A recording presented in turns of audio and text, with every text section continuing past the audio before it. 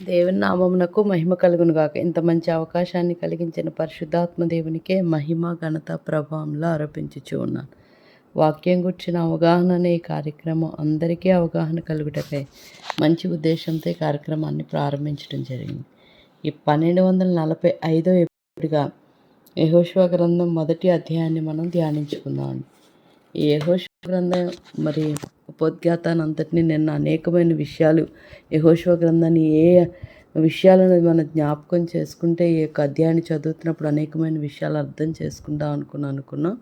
అదంతా మరి దేవునికి మహిమ, అదంతా అర్థమైందని నమ్ముతున్నాను. అలాగే మొదటి అధ్యాయాన్ని మనం ధ్యానించుకుందాం. మొదటి అధ్యాయం అంతా 2 భాగాలుగా మనం విభజించుకోవచ్చు. 1 నుంచి 9 వచనాల వరకు దేవుడు ఇశ్రాయేలును నడిపించేందుకు యెహోషువను ఎన్నుకున్నాడన్న విషయం అర్థమవుతుంది. తర్వాత 10 నుంచి చివరి వరకు కూడా యెహోషువ తన కార్యాన్ని నిర్వహించడాని గురించి మనం తెలియచేయబడతాం. యెహోవా సేవకుడు మోషే నూను కుమారుడైన యెహోషువ మోషేకు సహాయకుడు. మోషే చనిపోయాక యెహోషువతో యెహోవా మాట్లాడాడు. యెహోషువతో యెహోవా ఇలా అంటున్నాడు అనమాట. అంటే అరణ్యంలో తిరిగిన 40 సంవత్సరాల కాలంలో యెహోషువ మోషేకు బహు సన్నిహితమైన నమ్మకమైన సహాయకుడిగా ఉన్నాడు. అంటే నిర్గమ 17 అధ్యాయం 8 నుంచి 13, 24 అధ్యాయం 13, 32 అధ్యాయం 15 నుంచి 19, సంఖ్యాకాండం 13 అధ్యాయం 8, 16. అంటే పరిశుద్ధాత్మ చేత నింపబడిన వాడిగా ఉండి దేవుని ఆజ్ఞానుసారంగా మోషే తర్వాత ఇశ్రాయేలుకు నాయకుడయ్యాడు. అది సంఖ్యాకాండం 27 అధ్యాయం, ద్వితీయోపదేశకాండం 34 అధ్యాయం మనం చూస్తే వాగ్దాన దేశంలోనికి తన ప్రజలు నడిపించడానికి దేవుడు యెహోషువని ఈ సందర్భంలో పిలుచుకున్నాడు అనేది మనకి అర్థమవుతూ ఉంది. అంటే యెహోషువ అనే పేరుకు యెహోవా రక్షించును అని అర్థం. అంటే లేక యెహోవా రక్షకుడై ఉన్నాడని కూడా మనకు అర్థం తెలుస్తుంది. యేసు అనేది దానికి గ్రీకు నామాంతరం. అంటే మత్తయి 1:21లో ఉన్నట్టుగా యెహోషువ యేసుక్రీస్తుకు ముంగుర్తుగా ఉండి శత్రువుల మీద విజయం పొంది దేవుని ప్రజలను వాగ్దాన దేశంలోనికి నడిపించాడనడానికి హెబ్రీ 4 అధ్యాయము 1, 6 అధ్యాయం 8 వచనం ద్వారా మనం తెలుసుకున్నాం. అంటే సుమారు 1405లో కనానును జయించడం ప్రారంభమైంది. సుమారుగా 25 సంవత్సరాలు యెహోషువ ఇశ్రాయేలుకు నాయకత్వం వహించినట్లుగా మనం చూస్తూ ఉన్నాం. ఇవన్నీ నిన్నటి దినాన్ని మనం తెలుసుకున్నాం. 2వ వచనంలో ఏం చెప్తుందంటే, నా సేవకుడు మోషే మరణించాడు. ఇప్పుడు నీవు ఈ ప్రజలకు వెళ్ళి యొర్దాను నది దాటండి. ఇశ్రాయేలు ప్రజలైన మీకు నేను ఇస్తున్న దేశంలోనికి మీరు వెళ్ళాలి అని 2వ వచనంలో చెప్తున్నాడు ప్రభు. అంటే యొర్దాను నది దాటి దేశానికి వెళ్ళండి అంటే అరణ్యంలో ఇశ్రాయేలు అనుభవాలు, వారి విజయాలు, కనాను ప్రవేశం మనకు బుద్ధి కలుగుటకై అనేకమైన ఉదాహరణలు కూడా రాయబడ్డాయి. అది 1 కొరింథీ 10:11 మనం చూస్తే, అంటే వాగ్దాన భూమిని దేవుని ప్రజలైన ఇశ్రాయేలులు జయించిన విధానం పరలోకాన్ని సూచించకపోవచ్చు, కానీ విశ్వాసుల ప్రస్తుత ఆధ్యాత్మికమైన స్వాస్థ్యం యేసుక్రీస్తులో వారి రక్షణ భాగాన్ని మనకు బాగా తెలియచేస్తూ ఉంది. తర్వాత రెండోది ఏంటంటే, విశ్వాసులు ఇప్పటికే రక్షణ అనుభవిస్తూ ఒక భావంలో క్రీస్తునందు పరలోక విషయంలో, అంటే ఎఫెసీ 1:3 ఉన్నప్పటికీ అంతిమ రక్షణ నిత్య విశ్రాంతిని స్వాధీనం చేసుకునేంత వరకు వారు తమ విశ్వాస పోరాటంలో కొనసాగాలి అనేది 1 తిమోతి పత్రికలో మనం తెలుసుకుంటా ఉన్నాం. అంటే 1 అధ్యాయం 18 నుంచి 20, 4 అధ్యాయం 16, 6 అధ్యాయం 12 వచనం. అంటే కనాను దేశాన్ని స్వాధీనం చేసుకున్న విధంగా రక్షణను, నిత్య జీవితాన్ని అనుభవించడానికి ఆధ్యాత్మికమైన పోరాటంలో మనం విజయం సాధించాలి అని ఎఫెసీకి రాసిన పత్రిక 6 అధ్యాయం 10 నుంచి 20 వచనాలు మనం తెలుసుకుంటా ఉన్నాం. అంటే ఏ విధంగా మనం జయాన్ని పొందుకోవచ్చు అనేది. మూడోది ఏంటంటే, యెహోషువ ఇశ్రాయేలుల దేవునిపై విశ్వాసం ఉంచి ఆయన వాక్యానికి విధేయత వ్యక్తపరిచిన కారణంగా వాళ్ళు దేవుని శత్రువులపై పోరాడి వాగ్దాన భూమిని స్వాధీనం చేసుకుని కాపాడుకోగలిగారు. అలాగే నూతన నిబంధన ప్రకారం విశ్వాసి తాను పొందిన రక్షణ భాగాన్ని, ఆశీర్వాదాలను క్రీస్తులో విశ్వాసం ఉంచడం ద్వారా కాపాడుకోగలిగాడు. అంటే దేవుని యొక్క వాక్యానికి విధేయత చూపడంలో, అంటే పాపంతో, శరీరంలో, సాతానుతో ఆధ్యాత్మిక పోరాటం జరపడంలో గలతీ 5:16 నుంచి 21 వరకు ఎఫెసీ 6:11 వరకు అలా చేయకపోతే యెహోషువ 23:16లో హెచ్చరించిన విధంగా పొందిన భూమిని అనగా యెహోవా స్వాస్థ్యాన్ని పోగొట్టుకోవాల్సి వస్తుంది. దేవుడిచ్చే అంతిమ విశ్రాంతిని పొందటం అనేది దేవుని వాగ్దానాలపైన, ఆయన ప్రభావం, ఆయన వ్యక్తిగత ప్రసన్నతలపైన మనం విశ్వాసం ఉంచటం పైన ఆధారపడి ఉంటుందన్నమాట. మనం ఎప్పుడు ఆయన మీద ఆధారపడి ఉంటామో అదే క్రీస్తు వరకు అంతిమ విజయం వరకు మన ఓపికతో కనిపెట్టి ఆయన కొరకు నిలబడాలి అనేది ఇక్కడ వాక్యం మనకు తెలియచేస్తూ ఉంది. అయితే హిత్తీ ప్రజల దేశంతా అంటే ఎడారిలో లెబానోను మొదలుకొని మహానది వరకు ఉన్న యూఫ్రటీస్ దేశమంతా మీదే. మరియు ఇక్కడ నుండి పశ్చిమాన మధ్యధరా సముద్రం వరకు అంటే సూర్యాస్తమయ దిశ మీ సరిహద్దు. నేను మోషేకు తోడుగా ఉన్నట్టు నీకు కూడా తోడుగా ఉంటాను. నీ జీవితాంతం నువ్వెవ్వరిని అడ్డగించలేరు, నిన్నెవ్వరూ అడ్డగించలేరు. నేను నిన్ను విడిచిపెట్టను, ఎన్నటికీ నేను ఎడబాయను అని ఎంతో అద్భుతంగా చెప్తున్నాను. అంటే నీకు తోడై ఉంటాను అని చెప్తున్నాడు ఇక్కడ.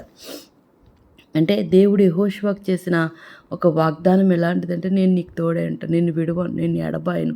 విశ్వాస పోరాటంలో చేసే విశ్వాసులకు కూడా దేవుడు ఇలాగే ఉంటాడు. మత్తయి సువార్త 28:29, హెబ్రీ 13:5-6, ద్వితీయోపదేశకాండం 31:6, నిర్గమకాండం 3:14లో మనం చూస్తే తన కుమారుని ద్వారా పరిశుద్ధాత్మ వరం ద్వారా దేవుడు తన సన్నిధిని మనకు ఉంచుతాడనే వాస్తవం అనేది మనకి అర్థమవుతా ఉందన్నమాట. అందుకని అంటున్నాడు, యెహోషువతో నీవు బలంగా ధైర్యంగా ఉండాలి. ఈ ప్రజలు వారి దేశాన్ని స్వాధీనం చేసుకోగలిగేటట్టు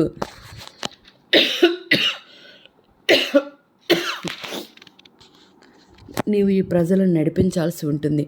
వారి పితరులకు ఇస్తానని నేను వాగ్దానం చేసిన దేశం ఇది. అయితే నీవు మరో విషయంలో కూడా బలంగా ధైర్యంగా ఉండాలి. నా సేవకుడు మోషే నీకు ఇచ్చిన ఆజ్ఞలను పాటించే విషయంలో నువ్వు జాగ్రత్తగా ఉండాలి. అతని చెప్పిన ఉపదేశాలను నువ్వు సరిగ్గా పాటిస్తే నువ్వు చేసే ప్రతి పనిలోనూ నీకు విజయం కలుగుతుంది. ధర్మశాస్త్రంలో రాయబడ్డ విషయాలు ఎల్లప్పుడూ జ్ఞాపకం ఉంచుకో. ఆ గ్రంథాన్ని రాత్రి పగలు ధ్యానించు. అప్పుడు అందులో వ్రాయబడిన విషయాలను పాటించగలుగుతావు. నీవు ఇలా చేస్తే నువ్వు చేసే ప్రతిదీ తెలివిగా విజయవంతంగా చేయగలుగుతావు. నీవు బలంగా ధైర్యంగా ఉండాలని నేను ఆజ్ఞాపించినట్టు జ్ఞాపకం ఉంచుకో. అందుచేత భయపడవద్దు. ఎందుచేతనంటే నీవు వెళ్ళే ప్రతి చోట నీ యెహోవా దేవుడు నీకు తోడుగా ఉంటాడు కనుక. అంటే ఎక్కడ నీకు అపజయం రాదు. దేవుడు నీ తోడు ఉంటాను. మోషే ఏది చెప్పాడో అది నువ్వు చేయాలంటే ధర్మశాస్త్రాన్ని అంతటిని చొప్పున చేయవలను. వాగ్దాన దేశాన్ని పొందడానికి యెహోషువ ఇశ్రాయేలుకు గ్రంథస్థం చేసిన దేవుని యొక్క వాక్యానికి విధేయులవడం నిర్ణయించుకున్నాడు.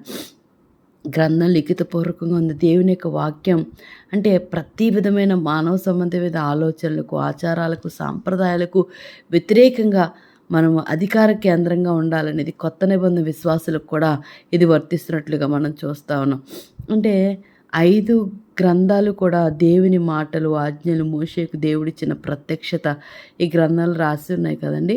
అయితే యెహోషువ దేవుని వాక్యాన్ని గురించి మాట్లాడడంలో, మరి ధ్యానించడంలో, సంపూర్ణ విధేయత చూపడంలో నమ్మకంగా ఉండాలని మరి ఈ విషయాలు తెలియజేస్తాయి. అది ఎక్కడ కీర్తనలో, ఎజ్రాల, యాకోబు 1:22-25, ద్వితీయోపదేశకాండం 31:9-12 ఇలా ఈ విషయాలన్నిటిలోనూ మనకి అర్థమవుతుంది.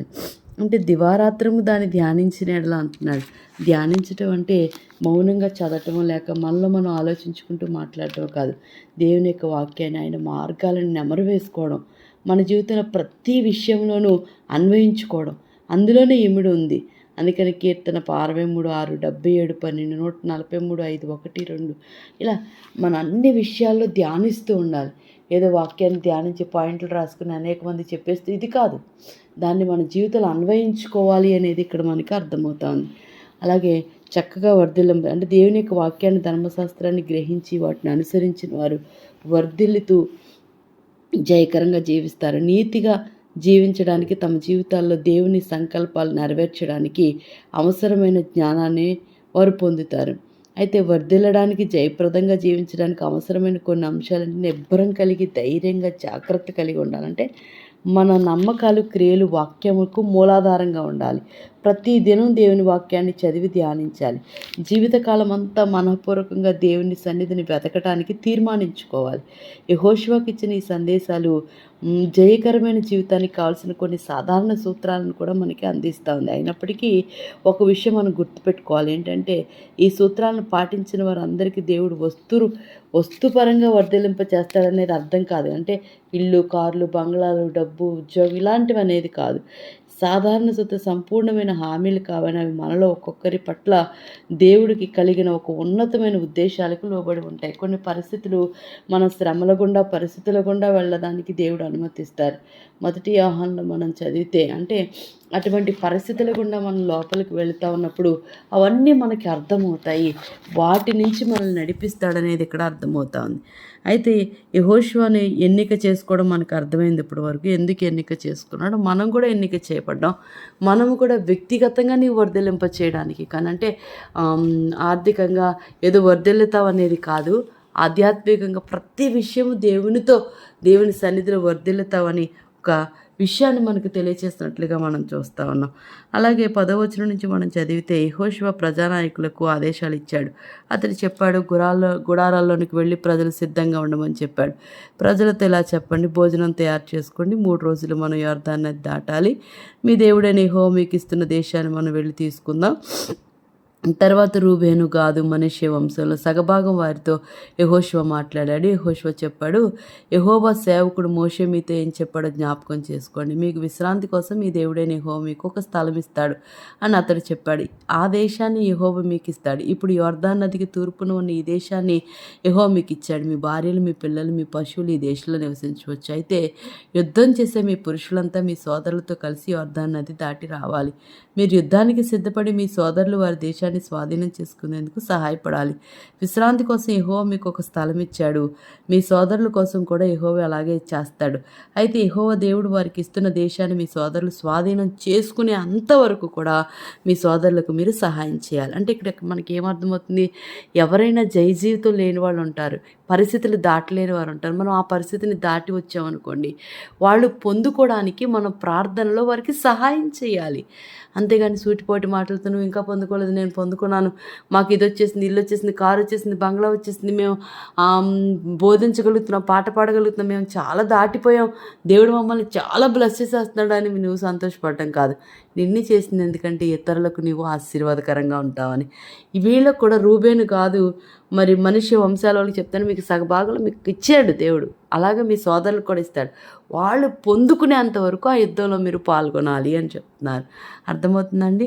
మనం ఇతరులను ఏదో వాళ్ళు పొందుకోలేదని ఎద్దేవా చేయడానికి కాదు, కానీ వారు పొందుకునేంతవరకు వారికి ప్రార్థనలో మరి విశ్వాసంలో బలపరచడంలో అన్ని విషయాలు వారికి మనం తోడుగా ఉండాలి.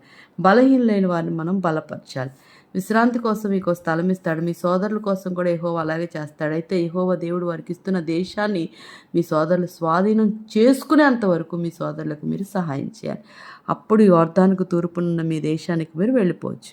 యెహోవా సేవకుడు మోషే మీకు ఇచ్చిన దేశం అది. అప్పుడు ప్రజలు యెహోషువకు బదులు చెప్పారు, మమ్మల్ని ఏమి చెయ్యమని నువ్వు ఆజ్ఞాపిస్తే మేము అలా చేస్తాం, నీవు మమ్మల్ని ఎక్కడికి పంపిస్తే మేము అక్కడికి వెళ్తాం.